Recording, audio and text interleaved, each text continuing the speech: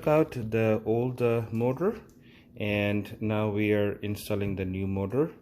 So this is the connector piece, and so we'll first plug it in, and this is the earth piece that goes, the ground piece that goes all the way through this tape and into this place, and it's hard to see. And once we get to there, we'll have to screw it in, and then in our next piece we'll try to show you guys how to put the motor back into the range hood, and that would be the second part of the video. Thank you. Okay, so now we are trying to I don't know if you guys can see it.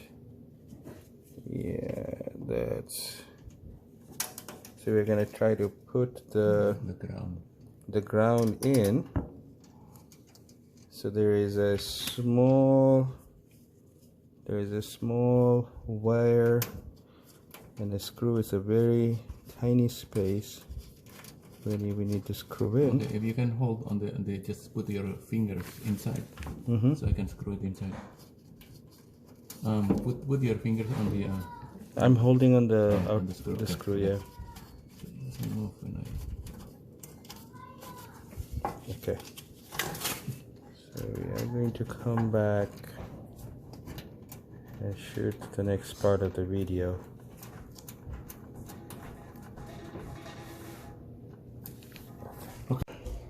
When you install the ground, you can see that the light is focusing on the green wire that attached to the screw, so that's what it finally looks like.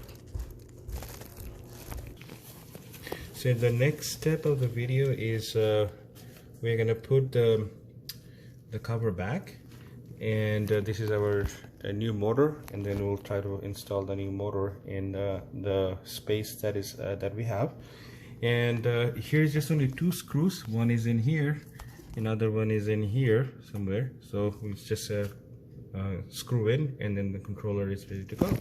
We'll see you in the next video. See, here we have 4 screws that go inside. So there's number 1 here, number 2, number 3, 4, 5 and 6. So we're gonna screw in here first, and then there is 2 that go inside, and once we get to that inside screws, we'll come back and I'll show you in a bit. Stay tuned. Right, in our next step, we're going to install the 2 screws on the right side, and on the left side you can see that there is a marker, that hole that we need to screw in, and also it's kind of hidden all the way. And on the, if you flip, these are the 2 ones that we are going to try to screw in, and that will secure the motor, and that would be the end of our videos. We'll then